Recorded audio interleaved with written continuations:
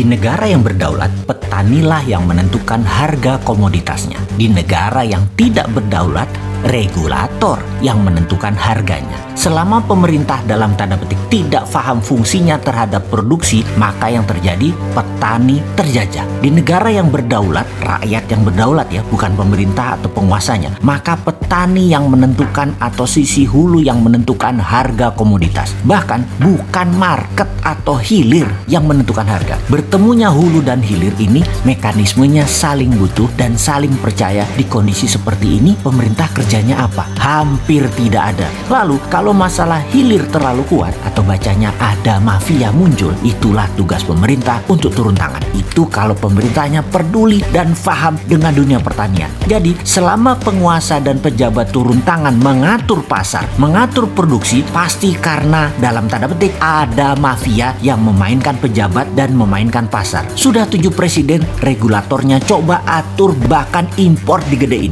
Bukannya selesai masalahnya, tapi jadi runyam maya. Jadi bisa dong disimpulkan pemerintah hingga saat ini tidak berdaya alias impoten dengan mafia pangan. Oke, kita lupakan pertanian sebentar. Ada lagi yang penting untuk kita cermati selain import hasil tani dari Tiongkok oleh agen Tiongkok, yaitu sebentar lagi kita akan sampai di tahun 2030 di mana tidak sampai 9 tahun lagi dunia akan terdistrap dengan pertumbuhan di Asia. Apa faktanya di tahun 2030 tersebut? 1. 60% populasi dunia ada di Asia. 2. 60% middle class income populasinya ada di Asia. 3. 70% artificial intelligence menguasai dunia, manufakturnya di Asia. 4. 60% GDP dunia dari Asia. Pertumbuhannya 35-60% dalam 10 tahun ke depan dari 38%-an pada saat ini. Asia bergeraknya dipimpin oleh Saudi dengan visi 2030, dengan gerakan China yaitu visi 2025-nya,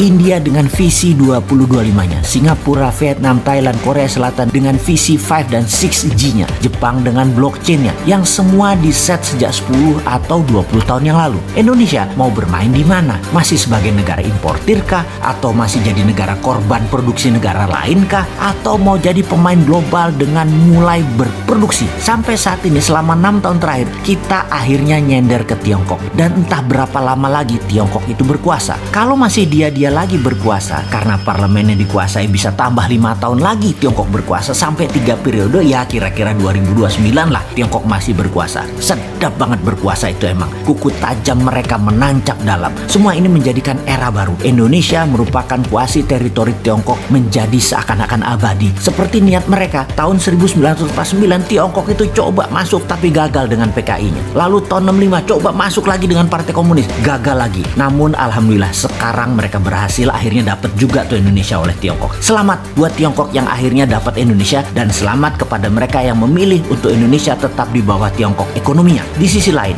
ya ada agen IMF yang menjerat tangan kedaulatan atau yang berdaulat menjadi terpasung dalam bernegaranya. Tugas beliau di kabinet sederhana. Pokoknya bagaimana caranya Indonesia harus berhutang selamanya dan harus di bawah IMF dan World Bank kendalinya. Kalau kita kritik habis-habisan akan kebijakan negara yang selalu berhutang karena mereka punya penangkis, tapi mereka canggih. Mereka punya penangkis yang cantik yang namanya buzzer. Buzzer memberondong di sosmed terhadap para pengkritisi. Lalu ada satu lagi yang mereka pakai, yaitu kaum akademisi yang isi kepalanya kalau printing money itu harus inflasi. Ilmu palsu ekonomi pokoknya masuk di kepala mereka. Padahal printing money bikin inflasi adalah jawaban yang digeneralisir. Nggak benar. Untuk itu, kepada mereka yang pintar itu, coba kita tanyakan pertanyaan sederhana ke mereka yang mengatakan printing money bakal inflasi. Pertanyaan begini, kalau hutang ke IMF atau negara lain syaratnya adalah kita punya jaminan atau kolateral. Apa kolateralnya? Terserah yang punya uang. Kalau Tiongkok minta sovereign garanti, yaitu sumber daya alam Indonesia. Kalau IMF, ya potensi kita untuk mengembalikan dolarnya harus kecil sekali. Sekali lagi,